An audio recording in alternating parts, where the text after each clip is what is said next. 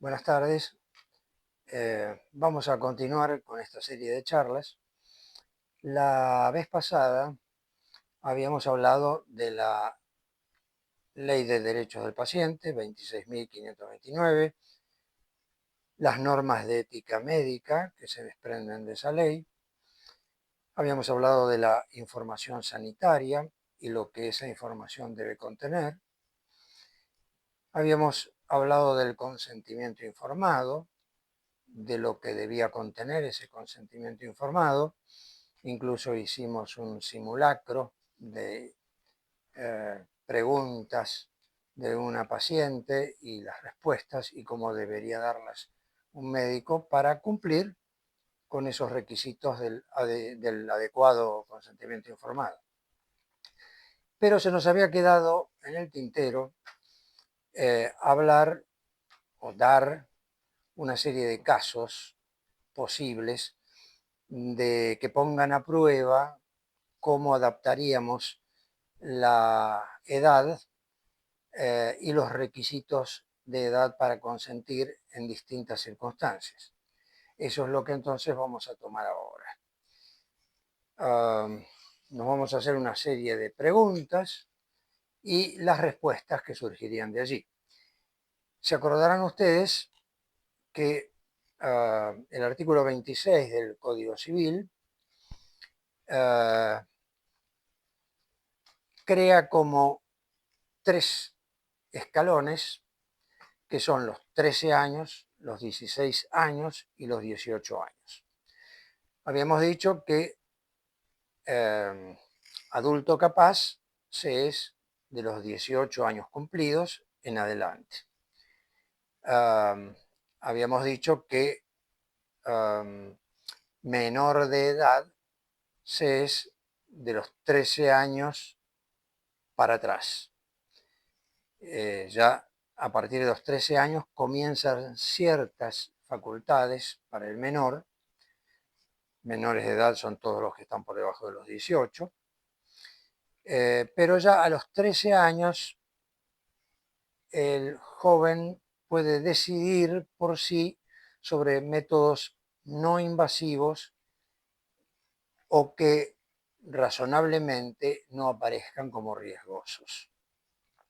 Para todo lo demás requiere la asistencia de uno de sus padres. En el segundo escalón, los 16 años, la ley nos dice que decide por sí respecto del cuidado de su propio cuerpo. Y nada más. Nos deja un poco en la duda de ciertas cosas. Por ejemplo, si consiente métodos invasivos también. De modo que queda un ámbito para moverse en doctrina y no es todo perfectamente encajable, sino que obliga a pensar y a razonar médicamente cuando hay que tomar una decisión médica y recabar el consentimiento del paciente. De los 16 a los hasta los 18 años dijimos entonces que puede tomar decisiones respecto del cuidado de su propio cuerpo. Y de los 18 años en adelante tenemos al adulto capaz. Vamos entonces a ver qué planteos nos ha planteado, nos ha sugerido la doctrina, para lo cual me he basado en un trabajo que me pareció el más completo, surgió a poco de haberse conocido la ley y estaba firmado por una conocida jurista. Lamentablemente no tuve la precaución de anotar la ficha correspondiente. Entonces no voy a mencionar el nombre de la autora, aunque tengo una idea de quién era. Es una jurista muy destacada, que hizo trabajos, si es la que yo pienso, ¿no? Que hizo trabajos en muchos en sociedad con otro destacado jurista, fallecido hace poco. Pero como no tomé, les vuelvo a decir, la ficha bibliográfica, porque esto lo preparé para una charla que di en otra oportunidad, ya hace un tiempo, bueno, tómenlo como que es el trabajo que para mí fue más conducente para disiparme las dudas sobre cómo aplicar al consentimiento informado las normas del código. Vamos entonces a enunciar un principio general. Y el principio general es que el menor de edad ejerce sus derechos a través de sus representantes legales, normalmente. Pero vamos a ver cuándo ese menor de edad, pero mayor de 13 años y hasta los 16, puede tomar decisiones, puede consentir válidamente. Y en qué casos sí va a requerir la asistencia de uno de sus padres o, si se tratara de un incapaz, de su representante. ¿Qué pasa en el caso de la vacunación? Bueno, las vacunas son actos que normalmente podemos decir que no son invasivos ni riesgosos.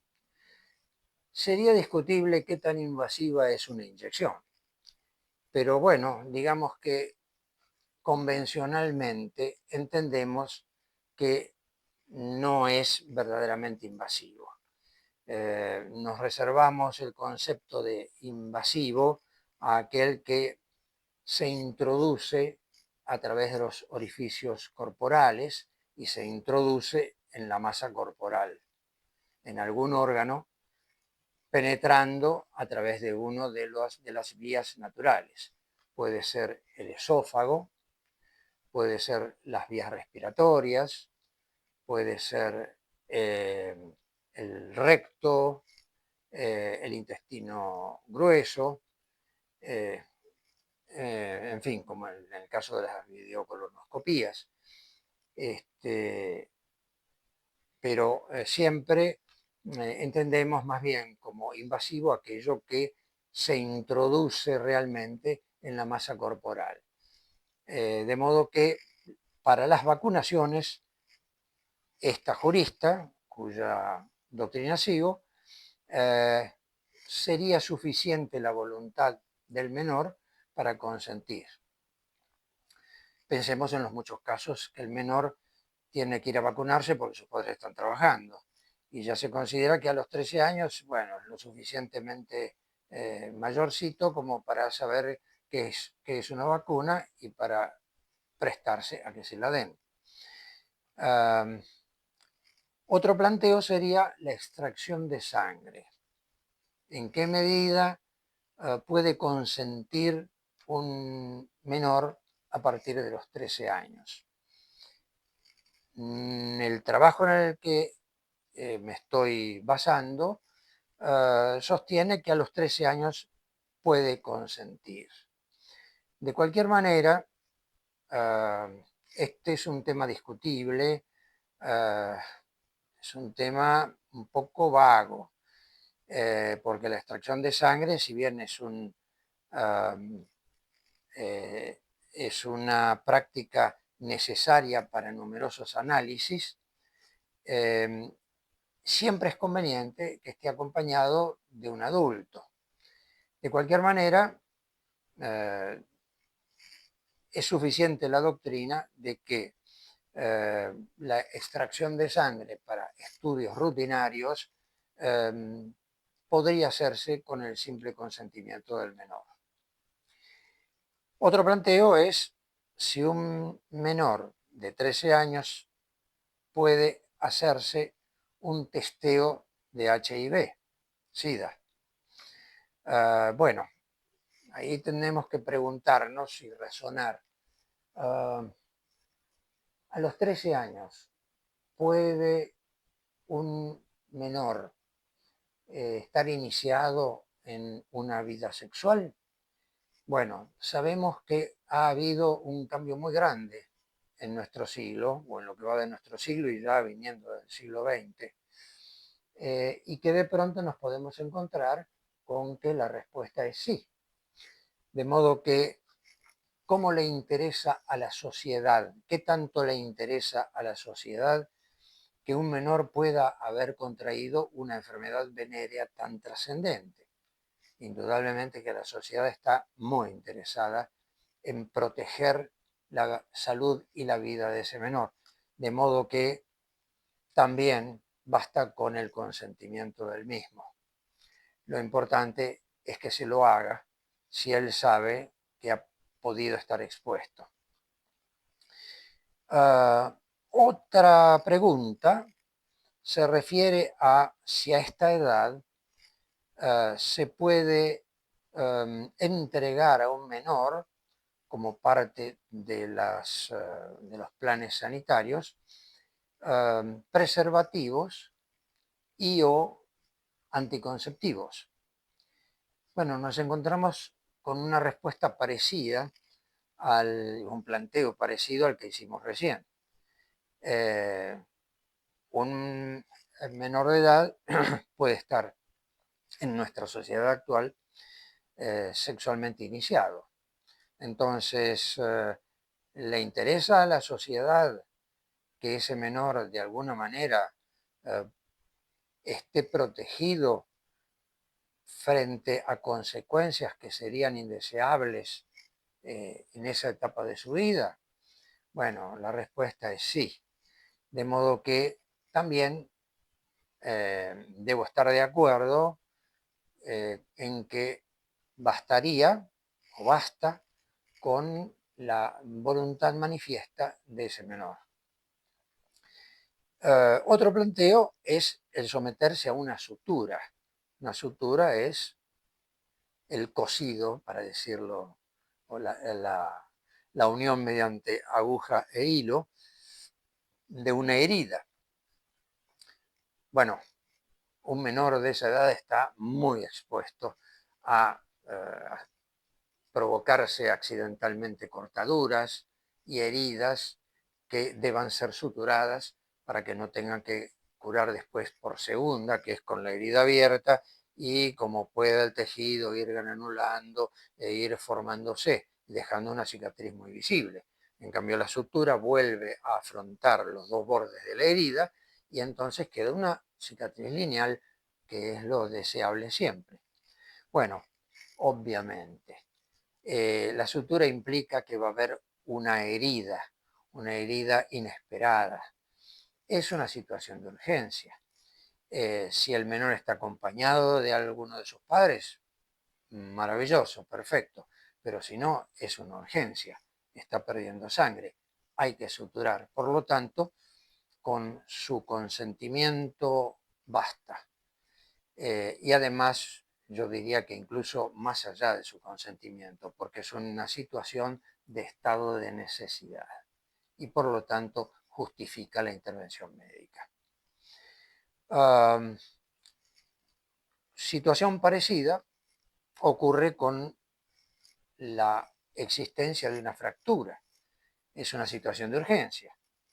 Nos encontramos ante un estado de necesidad. Entonces, la colocación de un yeso, más correctamente llamado escayola o escayola en español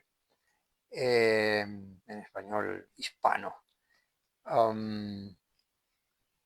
De modo que la colocación de un yeso en el caso de una fractura basta con el consentimiento del menor. Y aún si no tuviera su consentimiento, plantea una situación de estado de necesidad. De modo que corresponde hacer la reducción de esa fractura o el tratamiento de esa luxación, sea con un yeso, con una escayola, o con algún recurso más flexible, como puede ser la llamada venda de Unna, que es una venda con una sustancia que sufre una induración menor a la del yeso, que permite una mayor flexibilidad de la articulación. Ahora, llegamos a una práctica de prevención del embarazo que ya sí es invasiva. Es la colocación de un DIU. Entonces, ¿qué pasaría si una menor de 13 años en adelante hasta los 16 solicita la colocación de un DIU? Bueno, entra dentro de la regla general de que las prácticas invasivas exigen la asistencia, la presencia de por lo menos uno de los dos progenitores o de quien fuera representante del menor.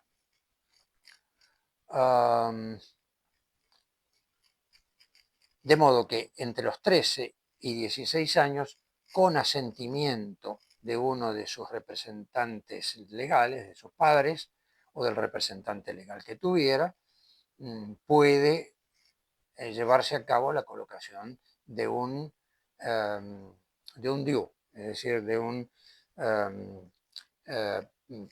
preservativo del embarazo ya conocido, ¿no? Y cuya colocación es intrauterina y por lo tanto, como hemos dicho, entra dentro del concepto de invasividad. ¿Qué pasa en el caso de una operación quirúrgica que sabemos que tiene sus riesgos estadísticos? Bueno, nos encontramos en la misma situación. Se requiere el asentimiento de uno de los progenitores o del representante. Esta situación se nos puede dar en caso de menores, operación quirúrgica riesgosa, por ejemplo, en operaciones de tipo oncológico. ¿Qué ocurre cuando lo que se pretende es una operación mutilante? Por ejemplo, operaciones de cambio de sexo. Bueno, aquí ya cuando hay mutilaciones, cuando hay cambios del sexo anatómico, de los caracteres sexuales secundarios, como se suele decir en medicina, se requiere siempre la mayoría de edad. Pero podría ser también, siguiendo siempre esta línea doctrinaria, en menores de edad, pero con autorización judicial. Allí ya no bastaría con la autorización paterna o materna. Ahí se necesita la autorización judicial, por la trascendencia que esto significa, ¿no? ¿Qué sucede si dentro de esa tesitura de cambio de sexo por razones de percepción de la identidad de género, se plantea un tratamiento integral hormonal? Ahí nos remitimos a la ley 26.743, artículos 5 y 11, que se refiere al derecho a los derechos de la identidad de género. Bueno, allí es válido el consentimiento del menor de 18, pero con asentimiento de ambos padres y evidencia de la necesaria madurez personal. A esto se agregaría, por la ley 26.061 en su artículo 27, la presencia del abogado del niño que prevé esa mencionada ley. Otra situación que podemos encontrarnos siempre dentro de de este plano de los cambios de identidad de género es la aplicación de bloqueadores hormonales. Bueno, aquí nos dice la autora que estamos siguiendo que se puede hacer uso de los bloqueadores hormonales a partir de los 10 años con asentimiento de ambos padres y basándose en trabajos científicos que lo avalen. Nueva situación. Las medidas anticonceptivas que se basan en la esterilización del hombre o de la mujer. Es decir, la vasectomía en el caso del hombre, la ligadura de trompas en caso de la mujer. Bueno, en estos casos se requiere la mayoría de edad. La sociedad considera que una decisión tan trascendente como es la de limitar de una manera definitiva la posibilidad de la procreación, necesita la madurez que se supone acompaña a la mayoría de edad. Otro planteo es el de la cirugía estética reparadora, no la cirugía estética pura de belleza, sino la que viene a reparar una lesión estéticamente desagradable, estéticamente indeseable, y este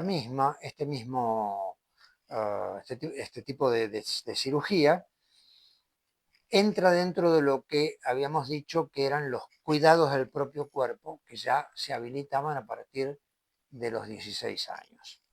De modo que la cirugía estética, que es verdaderamente reparadora, se consiente ya a partir de los 16 años. Y entre los 13 y los 16 años también puede serlo, pero en este caso con la regla general del asentimiento de uno de los padres. Ahora, ¿qué pasa si la cirugía estética es no reparadora? Es decir, la cirugía estética basada en la búsqueda de una mayor belleza, de una mejor imagen en lo que supone el recipiendario. Bueno, en este caso se exige la mayoría de edad, es decir, 18 años en adelante. ¿Qué pasa? Otro planteo. Para recibir tatuajes o piercings tan de uso en estos momentos. Mi ayudante sonríe aquí porque es portadora de un piercing. Bueno, a los 16 años se supone que puede consentir por sí. Y esta es una concesión que hace la sociedad moderna al hecho de los tatuajes como una moda. Personalmente, poniéndome en el lugar de padre, yo a mis hijos les diría, ustedes no se tatúan hasta que tengan 18 años. Es una postura personal, mía, una convicción personal. No pretendo que ustedes la compartan, pero creo que para hacerse un tatuaje o para hacerse un piercing, por más que pueda consentir por sí, dado que se considera socialmente una moda, bueno, no es lo deseable.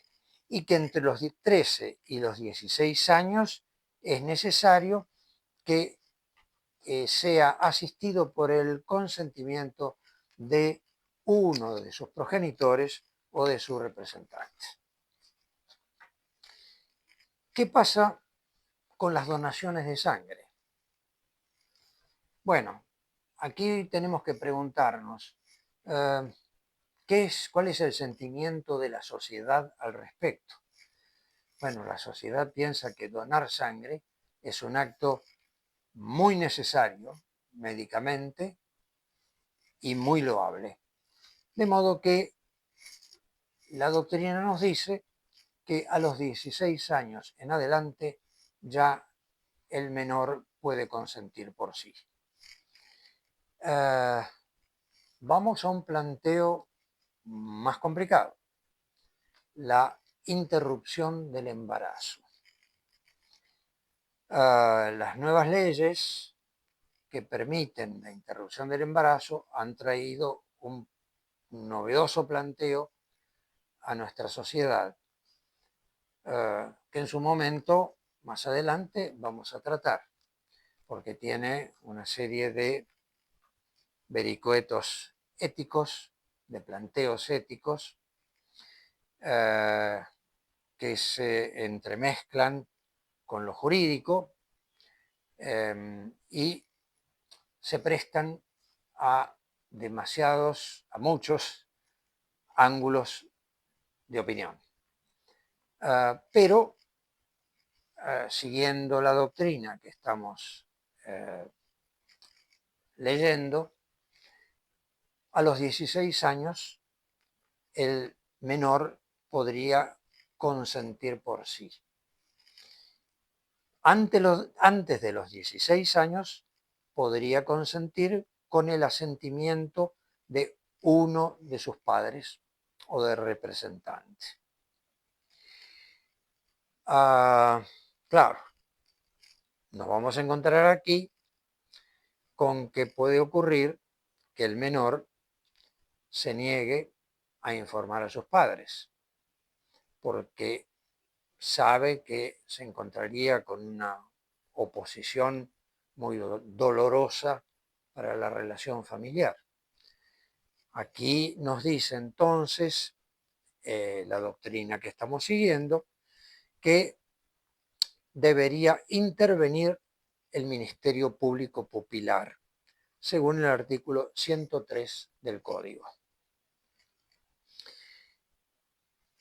Otro planteo es la posibilidad del menor de ser donante de material genético. Bueno, aquí no.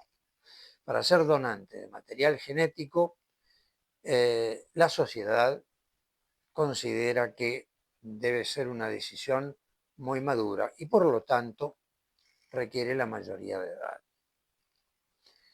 edad. ¿Qué ocurre en el caso de preservación de material genético en casos de oncología? Es decir, la obtención y preservación y desarrollo en cultivo de tejidos de material genético, operando obviamente sobre un menor. Este es un planteo que también es muy moderno, porque una de las vías que se está trabajando en oncología es trabajar sobre tejido tumoral y modificar ese tejido tumoral de modo que esas células tumorales puedan llegar a convertirse o reincorporarse al organismo enfermo para convertirse en una especie de células asesinas de su propia progenie. Por ejemplo, es una de las tantas posibilidades. Bueno, en este caso, la doctrina que seguimos nos dice que los adolescentes pueden donar ese material tumoral para casos de oncología con asentimiento de uno de sus representantes, uno de sus padres, sus representantes legales. Y en el caso de menor de 13 años, debería además recibir la adecuada información según su edad y madurez. Es decir, que menores de 13 años, sí, con una adecuada información conforme a su edad y madurez. Los otros adolescentes con asentimiento de uno de sus representantes. Yo diría que en el espíritu de la ley no hay un distingo entre uno y otro caso.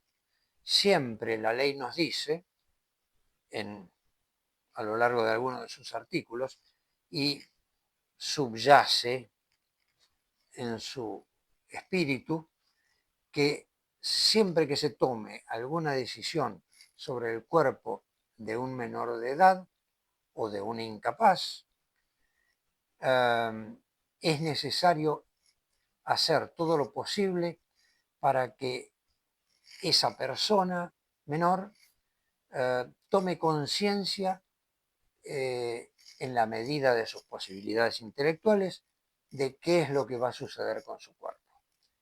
Es decir, que cuando intervienen los padres, eso no, o el representante, eso no implica que no haya la obligación del médico de informar en la medida de la capacidad receptiva del menor o del incapaz, informarle en qué va a consistir la práctica que va a suceder sobre su cuerpo. Otro planteo, ser parte de investigaciones médicas. Bueno,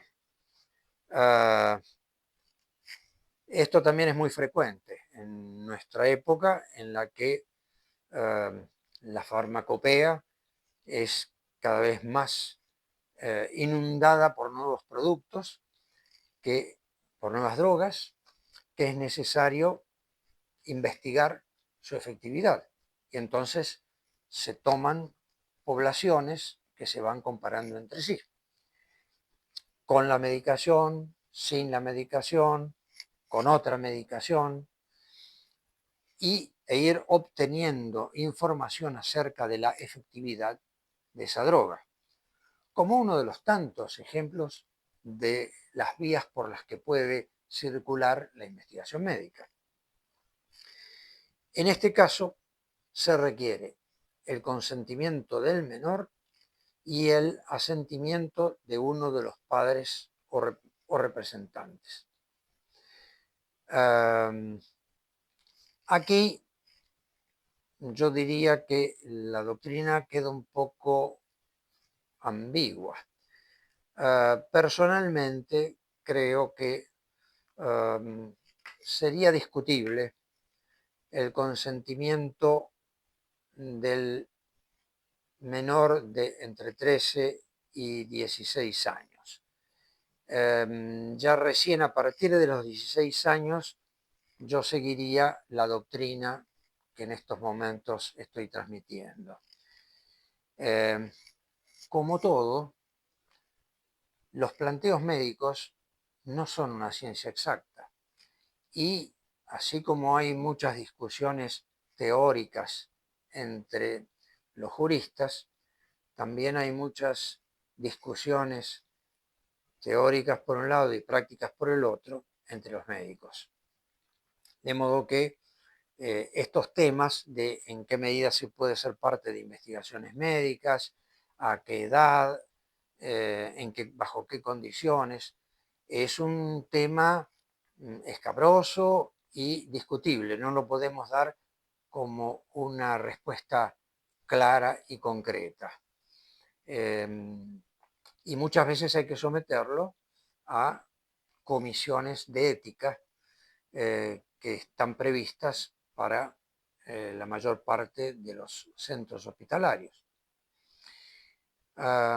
Bueno, y en los centros de atención sanitaria en general. Nueva posibilidad. ¿Qué pasa si un paciente, aquí ya no hablamos tan específicamente de los menores de edad, aquí hablamos de cualquier paciente. ¿Qué pasa si cualquier paciente, cualquiera sea su edad, se niega a someterse a una transfusión o a una intervención con riesgo de su vida si es que no se efectúa? Bueno, aquí se requeriría previamente la autorización judicial. Esto ha sucedido en casos en los que, por ejemplo, por prejuicios religiosos, no se quiere recibir una necesaria transfusión de sangre. Es un hecho ya muy conocido y muy mencionado en la jurisprudencia. Bueno, en este caso, la solución más directa y jurídica sería requerir la autorización judicial, pero no siempre hay tiempo para eso. Entonces, la doctrina médica se refugia en el estado de necesidad y por lo tanto, en esos casos de riesgo de vida, el médico estaría autorizado a intervenir para salvar la vida del paciente, porque no olviden que estamos hablando de intervenciones con riesgo de vida si no se efectúan. Vamos entonces ahora al otro caso. ¿Qué pasa si una persona menor o mayor se niega a someterse a transfusiones o intervenciones sin que ello implique un riesgo de vida? Bueno, si es mayor de edad no hay ningún problema. Se niega y se acabó. Se hará de otra manera. Pero, ¿qué pasa con los menores? Bueno, la doctrina nos dice que mayores de 16 años pueden rehusarse por sí. No olvidemos que en este caso no hay riesgo de vida y que el código nos dice que de los 16 años en adelante pueden tomar decisiones que hagan al cuidado de su cuerpo y de su mente, obviamente. Los menores de 16 años, ¿qué pasa con ellos? Porque si los de 16 años en adelante pueden rehusarse por sí, ¿qué pasa con los menores de 16 años? Bueno, estos también, doctrinariamente, podrían rehusarse con el asentimiento de uno de sus padres o representante legal. O sea, seguiríamos siempre esa regla general que habíamos enunciado. Nueva situación. ¿Qué pasa con la ablación de órganos o materiales anatómicos en vida con fines de trasplante? Bueno, aquí tenemos una ley que es la 24.193, por la cual hay que ser mayor de edad para consentir en donar en vida materiales anatómicos u órganos dobles, obviamente, en vida. De modo que ablación de órganos o materiales anatómicos en vida con fines de trasplante, ley 24.193, mayor de edad para tomar esa decisión.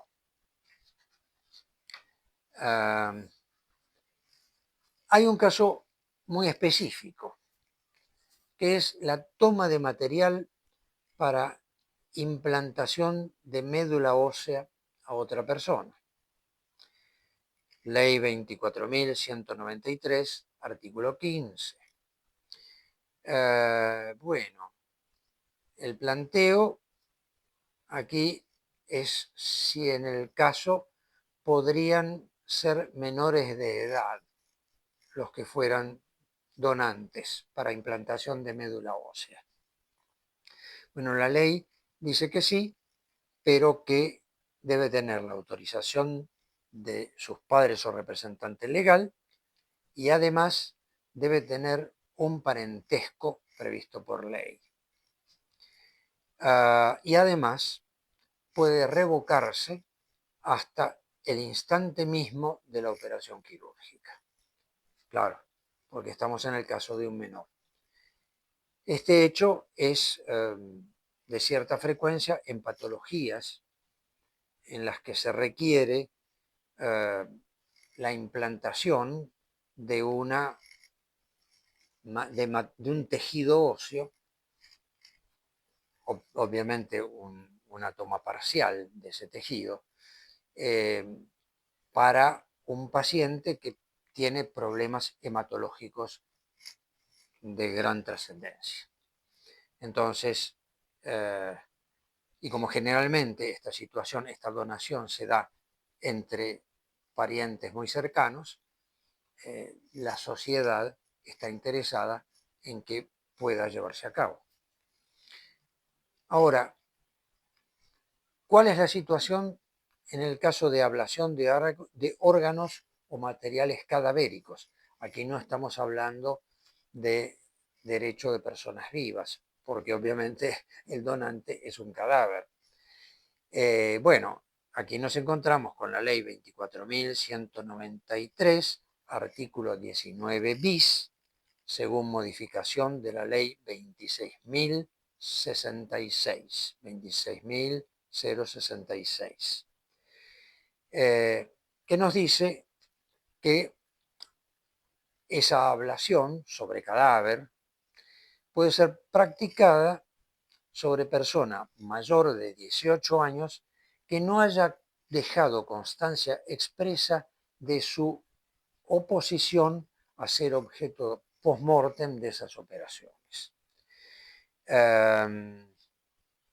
Y en el caso de que el fallecido hubiera sido un menor de 18, no emancipado, ahí se necesita el consentimiento de uno de los padres. Bueno, todos aquellos que hemos sacado registro de conductor o hemos hecho algún otro trámite similar, sabemos que una de las preguntas que se nos hace dentro del formulario es si seríamos donantes voluntarios, ¿no? De modo que ya es una práctica aceptada y deseada socialmente. Tanto es así que se insiste mucho en que hay faltante de suficientes donantes para la cada vez mayor existencia de situaciones que pudieran requerirlo. ¿Qué pasa? Nuevo planteo. Con las directivas anticipadas, de las que hemos hablado en la charla pasada. Bueno, aquí nos remitimos al artículo 60 del Código Civil y la ley también, la ley 26.742 de muerte digna, modificatoria de la Ley de Derechos del Paciente 26.529. Esas directivas anticipadas pueden ser otorgadas por cualquier persona capaz, mayor de 18 años, es decir, mayor de edad, y plenamente capaz. Es decir, se necesita la mayoría de edad y además la plena capacidad reconocida.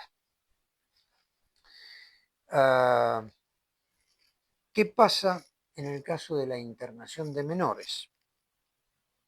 Nos remite al artículo 41 y 42 y ley del Código y ley 26.657. Bueno, toda internación de menores requiere la intervención judicial, notificación judicial, dentro de las 10 horas para hacerlo saber al juez y 48 horas de plazo para disponer de todo el procedimiento nosocomial e información correspondiente. ¿Qué pasa en el caso de los tratamientos por adicciones? Nuevo planteo. Bueno, en estos casos se requiere la intervención judicial. Implica, además, si se trata de un niño o adolescente, que no es vinculante su oposición. Hay una intervención judicial y en este caso se requiere que la decisión de sometimiento a un tratamiento por adicciones haya sido asistida por un criterio interdisciplinario, es decir, por un equipo interdisciplinario. Generalmente médico o médica, psicólogo o psicóloga, y con frecuencia también asistente social.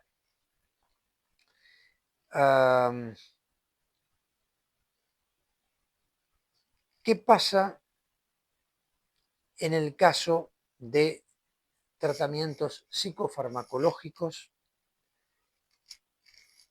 en los menores de edad? Bueno, aquí, debido a que la autonomía está disminuida, no se aplica el principio general del artículo 26. De modo que se requiere que el consentimiento del menor sea asistido por el asentimiento de uno de sus progenitores. Otro planteo, y el último, es el de la utilización de camas solares. En su momento, y hace unos años, en la ciudad de Buenos Aires, una ley había requerido que en todos los lugares donde se utilizaran camas solares debía haber un médico. Después se dieron cuenta de que no tenía mucho sentido eso y se empezó a aceptar directamente que hubiera un certificado médico de que podía exponerse a tratamientos radiantes de esa índole. En este caso, la doctrina nos dice que hay que referirse a cada legislación local. Desde ya que hay que advertir que las camas solares son emisoras de radiación ultravioleta y hay muchas patologías cutáneas que se agravan, e incluso algunas malignas que se despiertan por la exposición excesiva del sol y, por supuesto, también a las radiaciones ultravioletas, incluso no solo las de camas solares, sino las de ciertos usos terapéuticos. Aquellos que hemos vivido la infancia hace unas cuantas décadas atrás, siendo niños, sufrimos bastante el criterio que existía en aquel entonces de que para mejorar la calcificación y la formación de vitamina D3 había que, o convenía, exponer a los niños, cualquiera fuera su tipo de piel, a la radiación solar y a las radiaciones ultravioletas suministradas por aparatos.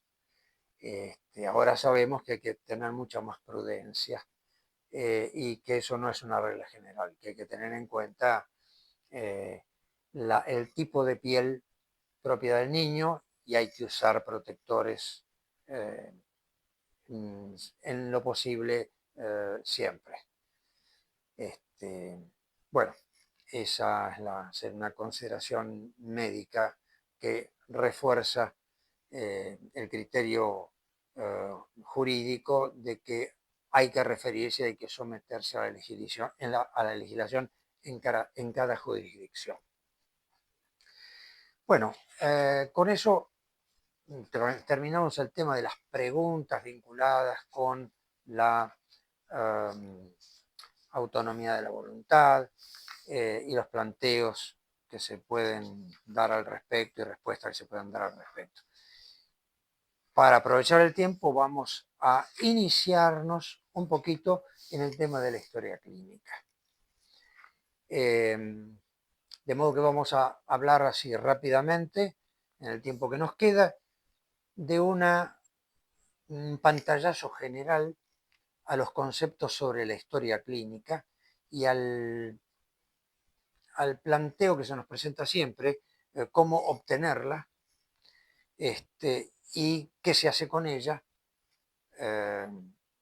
después de pasado un determinado tiempo, es decir, qué carácter tiene esa historia clínica en manos de una institución. Bueno, la historia clínica puede definirse como un documento médico asistencial que contiene todo lo actuado sobre el paciente, diagnóstico, pronóstico y tratamientos, anamnesis, es decir, el relato que hace el paciente de sus antecedentes, y los asientos o registros que se van sucediendo durante su tratamiento, que implica también el seguimiento clínico y por especialidades, y que también implica el registro de cirugías e intervenciones varias y sus correspondientes constancias del consentimiento informado. La historia clínica no es solamente esa enumeración, sino que incluye también lo que se llama documentación respaldatoria o anexos, que son todos los estudios que acompañan al seguimiento, al diagnóstico y al tratamiento del enfermo. Imágenes, ecografías, radiografías, tomografías, resonancias magnéticas, etc. Todos los estudios de laboratorio y estudios médicos en general. ¿A quién pertenece la historia clínica? Bueno, ahí yo en algún momento me he manifestado en un trabajo sobre historia clínica. Les debo la cita bibliográfica, que no la recuerdo, fue hace unos cuantos años, es de mi autoría, obviamente. Y yo hablaba de las leyes, la ley de protección al paciente no existía, por supuesto, estoy hablando de los años 80, 90. Yo hablaba de que conceptualmente podríamos dividir la historia clínica en su parte continente, que sería el objeto físico, y su contenido. Y entonces, en ese sentido, el continente, es decir, la carpeta, la ficha, donde se asienta todos los datos del paciente, su diagnóstico, pronóstico y tratamiento, en principio pertenece a la institución o al médico en su consultorio privado. Pero el contenido es patrimonio de ambos, porque ambos intervienen. El verdadero titular de la historia clínica es el paciente, pero el paciente es titular de su historia clínica en cuanto al contenido de la misma. Por eso está facultado a pedir copia en cualquier momento que lo desee. Vamos a ver después cómo lo dice la norma. Pero además, la institución o el médico en su consultorio privado no solo es dueño del continente, donde está volcada esa historia clínica, sino también del contenido, porque él ha participado en el acto médico. De modo que queda a salvo siempre el derecho del paciente de obtener una copia de su historia clínica. ¿Cuáles son los caracteres de la historia clínica? La protección de la intimidad y la confidencialidad, que se hace extensiva a todo el personal auxiliar y oficinesco del establecimiento. Es decir, que el secreto médico no afecta solo al médico, sino también a todos los auxiliares del médico y a todo el personal burocrático que interviene en el manejo de la historia clínica. Y eso es muy importante en las instituciones, que sea transmitido a su personal. Y ahí entra un poco en el terreno anecdótico. A mí me ha pasado el haber hecho un diagnóstico sobre un paciente, siendo yo médico empleado en una clínica donde se hacía atenciones laborales. Y me tocó tener que diagnosticar una enfermedad de las que se consideran particularmente íntimas y que resultaba aconsejable extender un certificado de no concurrencia al trabajo durante 5 a 7 días por razones infectológicas. Este aquí que yo lo anoté en una ficha típica de este tamaño, como se tienen en las clínicas privadas y en las atenciones laborales. ¿Qué les puedo decir? Que una hora más tarde el paciente venía hecho un basilisco porque en la puerta de la empresa en la que trabajaba, el mismo portero le dijo: vos no podés pasar. Él iba a entregar el certificado que le había dado yo de no asistencia laboral durante 7 días. No, vos no podés entrar porque tenés tal cosa. Todo el establecimiento se enterado de lo que tenía el paciente. Bueno, vino furioso a enfrentarme a mí. Yo tuve que explicarle: no tengo nada que ver. ¿Qué había pasado? Averiguamos. El empleador, el supervisor en la empresa, había llamado a la clínica y preguntado por qué causa fulano de tal había avisado que estaba autorizado a no concurrir por razones de salud los próximos 7 días laborables. Y la secretaria no había tenido mejor idea que agarrar la ficha y leerles lo que yo había notado. Bueno, allí tuvimos que ir al director y recordarle al director que debía instruir a todo su personal en el concepto del secreto médico y que todos estaban vinculados a ese secreto médico.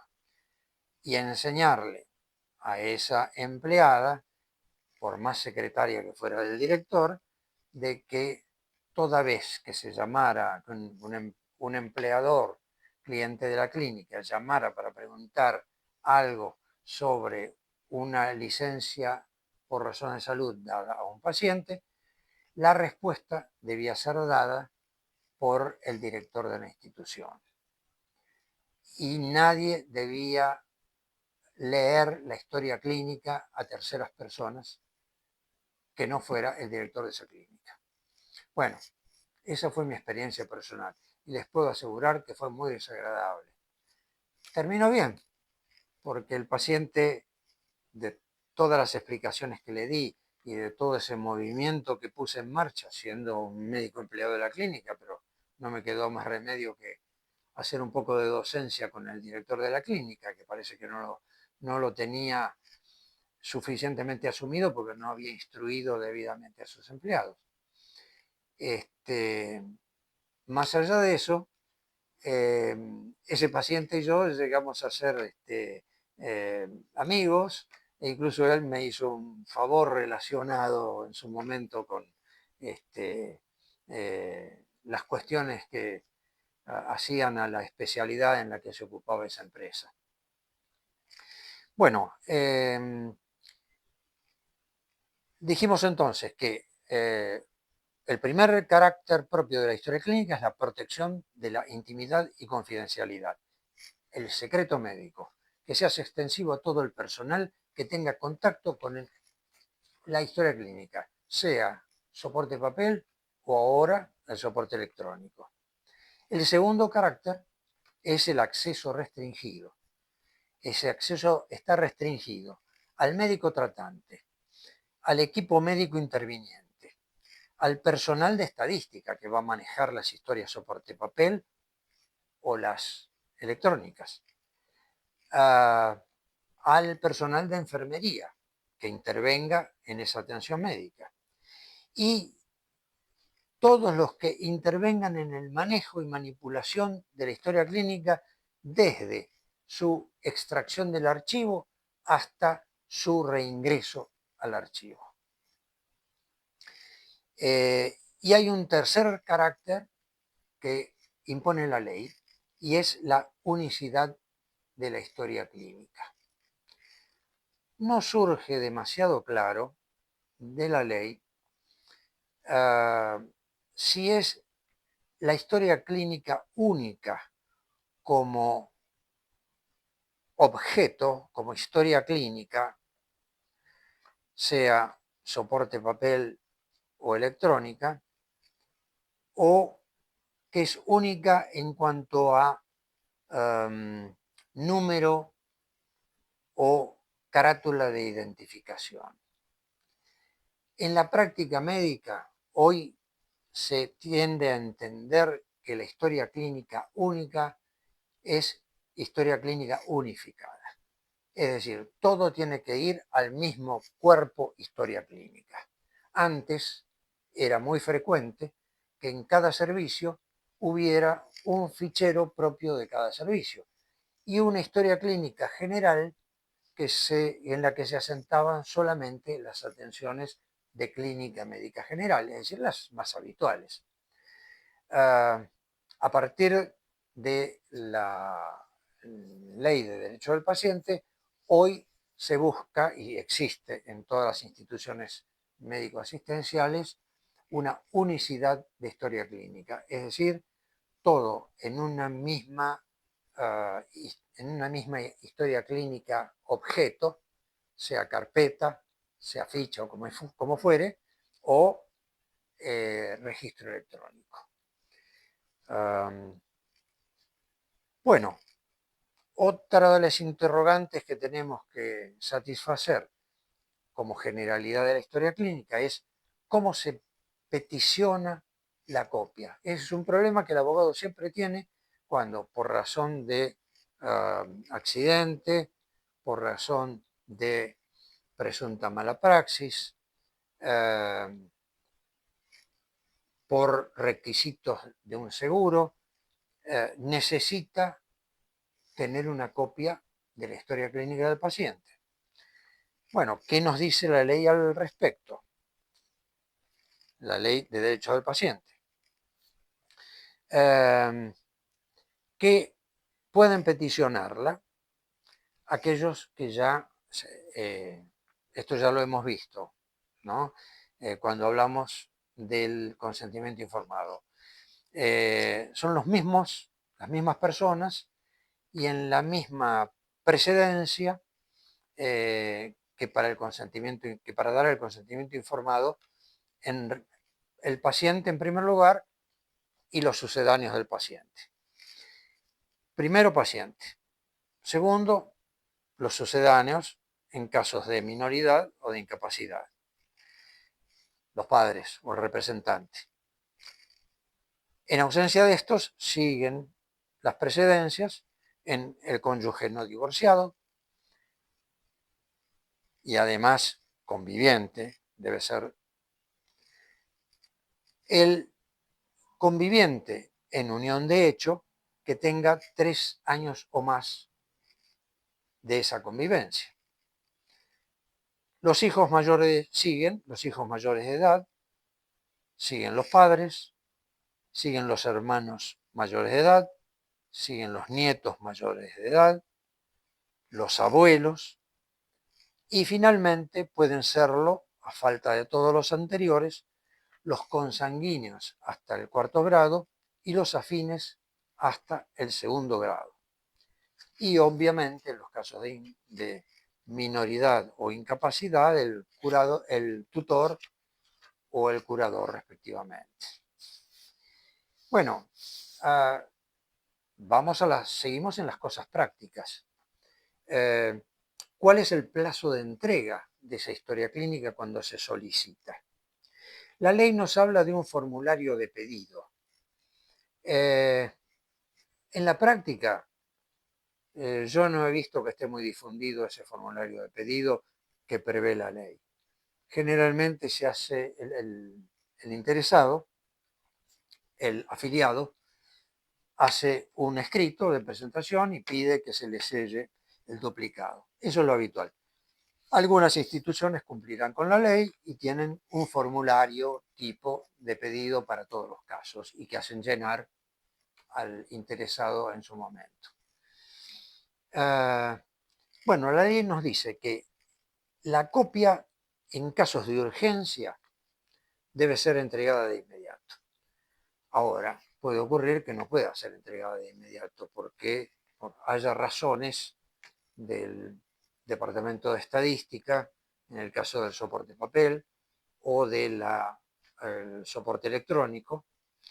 En ese caso, lo debido es entregar una epicrisis o un informe resumido de los antecedentes del paciente. La entrega, de cualquier manera, en los casos de urgencia, tiene en principio un plazo de 48 horas. También puede ocurrir que no pueda llegar a entregarse dentro de las 48 horas. En ese caso, la ley da una tolerancia de 10 días corridos, por ley 25.326. Y en esos casos, cuando la institución, el establecimiento, se acogen a esa tolerancia de 10 días corridos, debe extender un resumen de antecedentes o epicrisis, para que ya se pueda ir manejando el paciente y el letrado. En cuanto a la financiación de esas copias, la ley da a entender que sería gratuita hasta 3 pedidos, porque esos pedidos pueden ser sucesivos, ya que la historia clínica se va modificando, se va agrandando. Y puede ocurrir que el mismo paciente requiera varias veces ir actualizando su historia clínica para presentarla acá o allá. En esos casos, sería gratuita su entrega hasta 3 pedidos. Y además, esos pedidos se pueden pedir con intervalos mínimos de 6 meses. Es decir, la repetición en el pedido debe ser hecha con no menos de 6 meses de distancia entre uno y otro. Pensamos que la ley lo dispone para poner un poco de orden en ese tipo de pedidos. Luego, a partir de esos 3 pedidos, que parecería entenderse de la ley que serían gratuitos, los siguientes pedidos son a cargo del solicitante. Aquí también tenemos una situación un poco confusa de la ley, porque cuando ustedes la lean se van a encontrar con que el artículo 14, en su párrafo quinto, no encaja bien y parece contradecirse con el artículo 19 de la reglamentación de la Ley de Derechos del Paciente. Bueno, de lo que personalmente me queda en claro y transmito es, la primera vez se supone que la entrega de la copia de la historia clínica es gratuita, como principio general. Puede que la institución disponga que el costo es elevado y debe oblarlo el paciente. Hasta 3 pedidos podría pedirse como gratuita cuando el paciente justifica su estado de necesidad económica o de dificultad económica. Y esos pedidos deben efectuarse con distanciamiento de 6 meses entre uno y otro. Resumiendo, casos de urgencia se debe entregar de inmediato, o por lo menos un resumen de antecedentes y epicrisis, que es lo mismo, son sinónimos. El plazo habitual es de 48 horas, no habiendo una urgencia. Si hay algún problema, que generalmente lo tienen las instituciones, se le da una tolerancia a la institución para entregar esa copia de 10 días corridos. Y también dando un resumen o una epicrisis para que pueda ir trabajando el paciente en sus intereses y su letrado correspondiente en lo que tenga que hacer. Pasamos entonces a otra pregunta importante. ¿Qué carácter tiene el establecimiento en relación con la historia clínica? Bueno, la jurisprudencia y la doctrina consideran que se trata de una obligación de depósito y custodia. Es decir, que el establecimiento, la institución, tienen la obligación de comportarse como depositarios y custodios de ese soporte físico, sea soporte papel o sea electrónico. ¿Cómo es ese depósito en el caso del soporte papel? El Departamento de Estadística. Es lo habitual. El soporte electrónico, cada institución determina cuál será. Generalmente también el Departamento de Estadística. Otro tema que es importante conocer, porque es práctico, es qué pasa con el destino de la historia clínica.